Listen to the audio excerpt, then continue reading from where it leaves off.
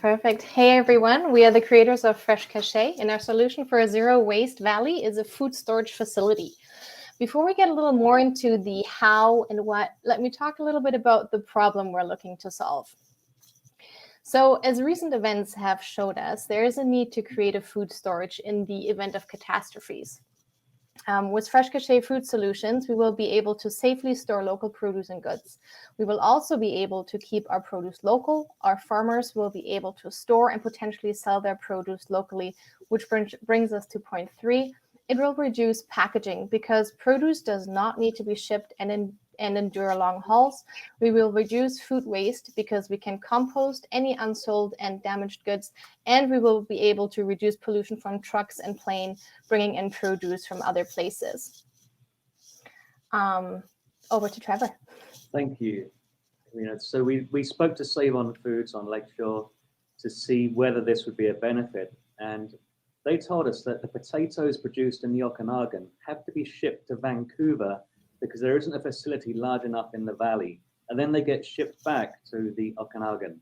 Similarly, in Vernon, at the Real Canadian Superstore there, they said if they had a local food storage plant, they would be able to provide more than 40% local produce rather than the 15% they currently supply. So there's a real need. There's a lack of facility, and it would make a massive difference on saving transportation costs, wastes of energy, CO2 emissions, the whole thing.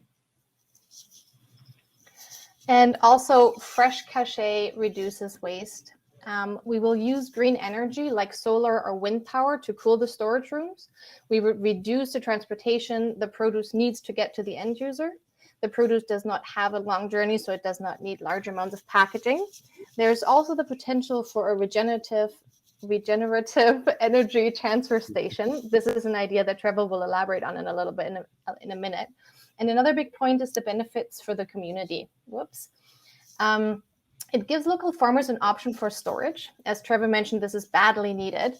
The consumer has local, healthy produce options. The stability during shortages, as we just saw, as we just saw last week, this is a real problem, which can be solved by creating local storage facilities where local farmers and producers can store their produce.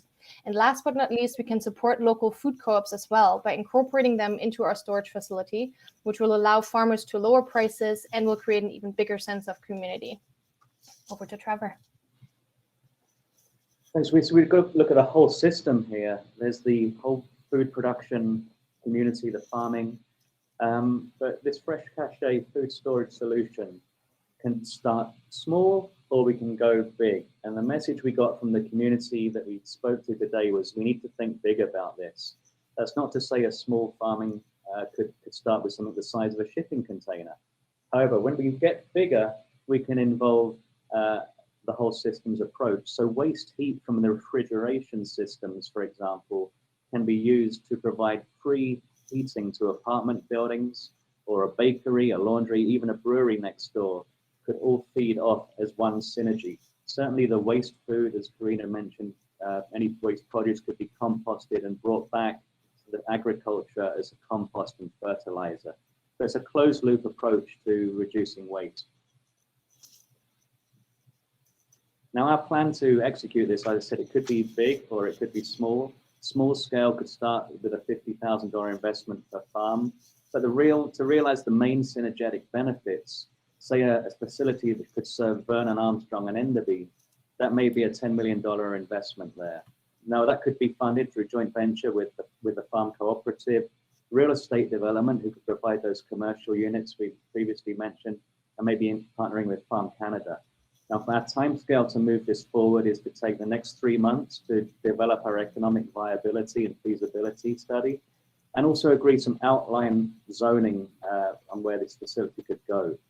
The next 6 months, we'll be developing construction documents to give us an 18-month process from now, so that by harvest 2023, the produce is greatly received at the first Fresh Caché food storage unit.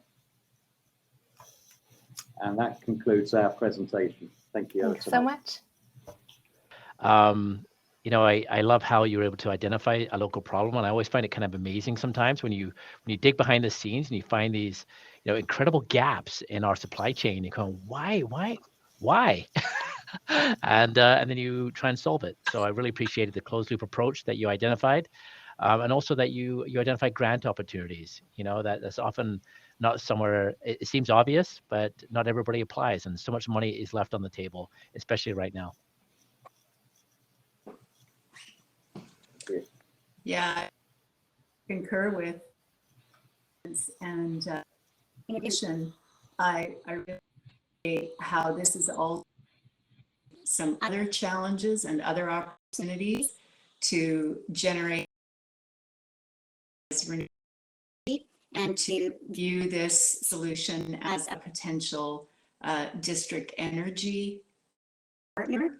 That's a multi-dimensional way of thinking.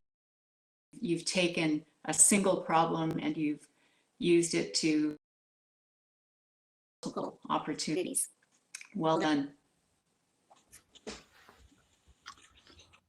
Yeah, I think, most of the positive parts have been said for sure. I think obviously what we've gone on through the last, certainly through the fires and into the flooding has kind of been the telltale sign of our issues there in that sense. So, the one thing I do pick apart, and obviously we see this a lot more, certainly in our area where we live, is land and the availability of it in that sense, right? And obviously you see a slight shame in that if